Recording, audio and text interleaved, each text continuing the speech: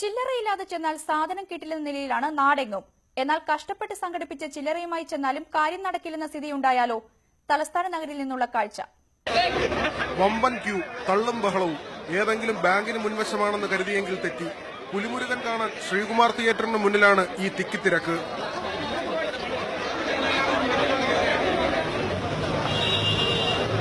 നാട്ടിലൊന്നും ചെറിയ മൂല്യമുള്ള നോട്ട് കിട്ടാനില്ലെന്നിരിക്കെയാണ് ചില്ലറയുമായി ജനക്കൂട്ടം പുലിമടയിലെത്തിയത്.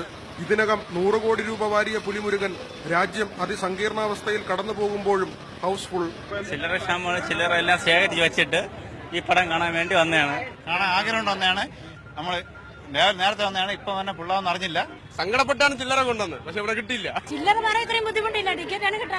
ടിക്കറ്റ് കിട്ടാതെ നിരാശരായി മടങ്ങിയവർ പുലിമുരുകനെ ഇനി എന്തായാലും കണ്ടിട്ട് തന്നെ കാര്യമെന്ന നിലപാടിലാണ്. ഞങ്ങൾ മോഹൻലാലിന്റെ പടം കണ്ടിട്ടേ ഇന്ന് പോവുകയുള്ളൂ. ഞങ്ങൾ പോലീസ് ഏറെ പണിപ്പെട്ടാണ് തിയേറ്ററിന് മുന്നിലെ ജനക്കൂട്ടത്തെ നിയന്ത്രിച്ചത്. പുലി പതുങ്ങുന്നത് ഒളിക്കാനല്ല, കുതിക്കാനാണ്. ചില്ലറയ്ക്ക് ക്ഷാമമുള്ളപ്പോഴും പുലി അതിന്റെ കുതിപ്പ് തുടർന്നുകൊണ്ടേയിരിക്കുന്നു. പി വി രഞ്ജിത്തിനൊപ്പം V V Vinod, news 18 Thiruvananthapuram.